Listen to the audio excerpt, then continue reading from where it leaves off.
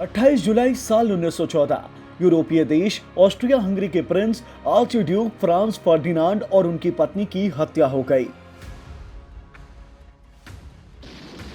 Austria Hungary ने इस हत्या का शक सर्बिया पर जताया और सर्बिया के खिलाफ वॉर डिक्लेयर कर दिया। फिर क्या था, एक के बाद एक कर 37 देश इस लड़ाई में जुटते गए। भयावह तबाही का मंजर चारों ओर था। साल 1914 से शुरू हुई यह लड़ाई 4 साल बाद साल 1919 में खत्म हुई। इस वॉर में करीब 1 करोड़ 70 लाख लोगों की मौत का अनुमान लगाया गया। लेकिन 18 जून साल 1919 में पेरिस में हुए शांति सम्मेलन के बाद दुनिया में दोबारा शांति बहाल हुई। सभी को लगा कि अब दशकों तक इस तरह से मौत का मंजर नहीं आएगा, लेकिन इस युद्ध ने देशों की आकांक्षाएं बदल कर रख दी थी। साल दर साल निकलते गए। जर्मनी में हिटलर का राज्य आ चुका था। इटली में मुसोलिनी सत्ता संभाले हुए थे। फ्रांस और जर्मनी का विवाद बढ़ता ही जा रहा था। तभी एशिया में जापान ने चीन पर हमला कर मंचूरिया को अपने कब्जे में ले लिया और हिटलर ने पड़ोसी देश चेकोस्लोवाकिया पर हमला कर अपने में मिला लिया। इस हमले के बावजूद फ्रांस और ब्रिटेन वॉर के डर से चुप रहे। इससे हिटलर का हौसला और बढ़ा और उसने ऑस्ट्रिया पर अटैक कर उसे अपने कब्जे में मिला लिया। वहीं जापान में चीन ने अटैक जारी रखा और बीजिंग के बाद शंघाई तक अपना कब्जा जमा लिया।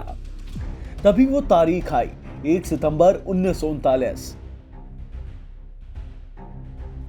हिटलर ने जर्मनी से अलग कर पोलैंड को दी गई जमीन वापस लेने के लिए पोलैंड पर अटैक कर दिया और फिर पोलैंड के मित्र देश ब्रिटेन और फ्रांस ने जर्मनी के खिलाफ युद्ध की घोषणा कर दी। हालांकि पोलैंड कुछ ही दिनों में हार गया और जर्मनी ने उसे अपने में मिला लिया। बस फिर क्या था, रूस भी इस युद्ध में कूद पड़ा। धीरे धीरे 70 देश इस विश्व युद्ध में जुड़ते गए।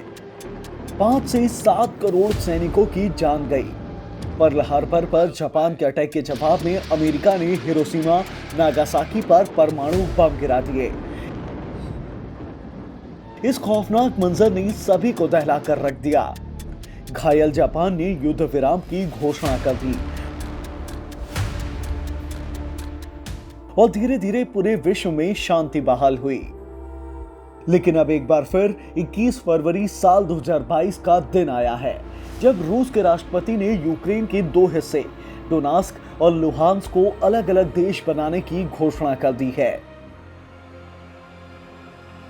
इस हिस्से में रूस के समर्थक ही रहते हैं, जो लंबे वक्त से यूक्रेन के खिलाफ प्रदर्शन कर रहे थे।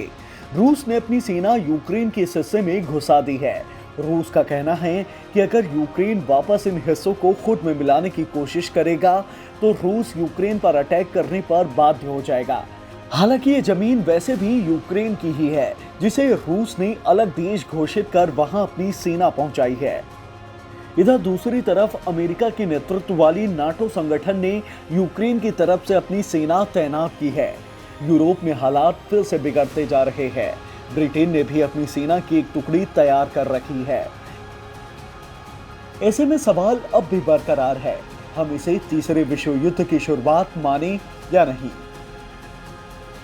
ऐसी नॉलेज बढ़ाने वाली एक्सप्लेनर वीडियोस देखने के लिए जुड़े रहें आज तक के साथ।